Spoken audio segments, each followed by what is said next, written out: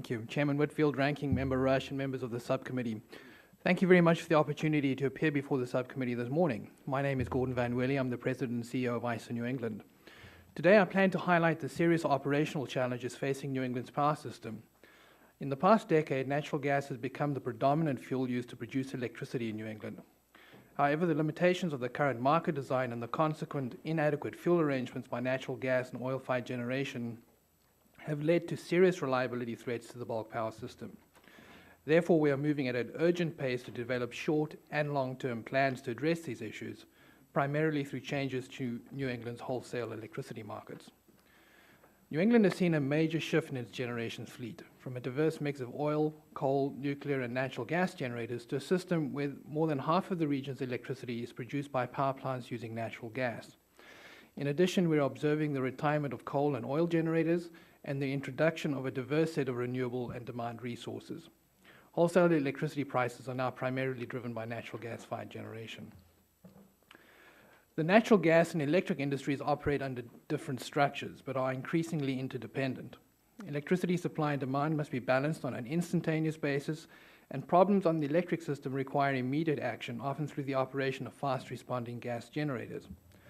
However, if generators have not contracted for gas prior to the electric operating day, the gas system may not be able to respond to the real-time, instantaneous demands of the electric system. For power grid reliability to be maintained, we need to have adequate levels of fuel inventory within the region, either through storage or reliable transportation arrangements so that the electric sector is ready to respond whenever called on by the ISO. Those arrangements should be incentivized through changes to the wholesale electricity market design so as to provide strong economic signals for generators to perform when needed.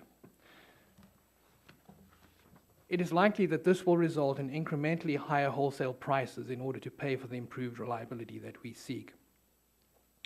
New England cannot access the full benefit of the domestic shale gas deposits because of pipeline constraints leading into New England from both the west and the south. The interstate natural gas pipelines operate under a business and regulatory model that requires a long-term firm commitment by the pipeline customer. Because the current wholesale electricity market design does not provide gas generators with the necessary performance incentives, we have found that generators often do not make arrangements to ensure that they have an adequate and reliable fuel supply for the output of their facilities.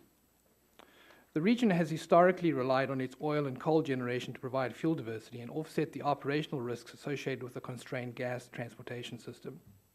However, the confluence of low wholesale market prices, high oil prices, and increasing environmental costs is causing these generators to retire and or limit the output of fuel inventory that they carry.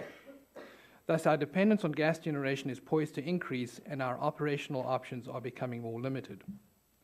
The New England states are studying the ability of the natural gas pipeline system to satisfy both heating and electric market demand in the region. These efforts are intended to provide information to policymakers and market participants on a range of possible solutions to deficiencies in natural gas infrastructure. This winter, New England did not experience record or sustained cold temperatures or unusually high demand for electricity. However, wholesale electricity prices rose significantly during this period because of physical constraints moving the lowest priced natural gas into New England. During that period, as well as during a significant winter storm in early February, ISO operators had to cope with multiple instances where generators could not get fuel to run. Our experiences this winter lead us to conclude that the status quo is not sustainable. ISO New England is working with the New England states and its stakeholders to develop market changes to provide the economic incentives necessary to ensure that generators have adequate and reliable fuel supplies. Additional flexibility in the natural gas industry would also help address the challenges of increasing interdependency between the two industries.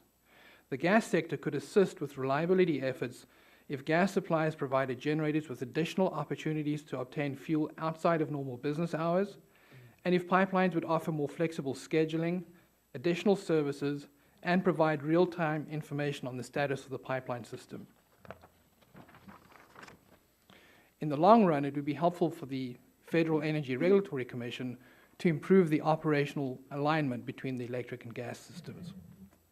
In conclusion, we recognize that we have to address these issues with a sense of urgency.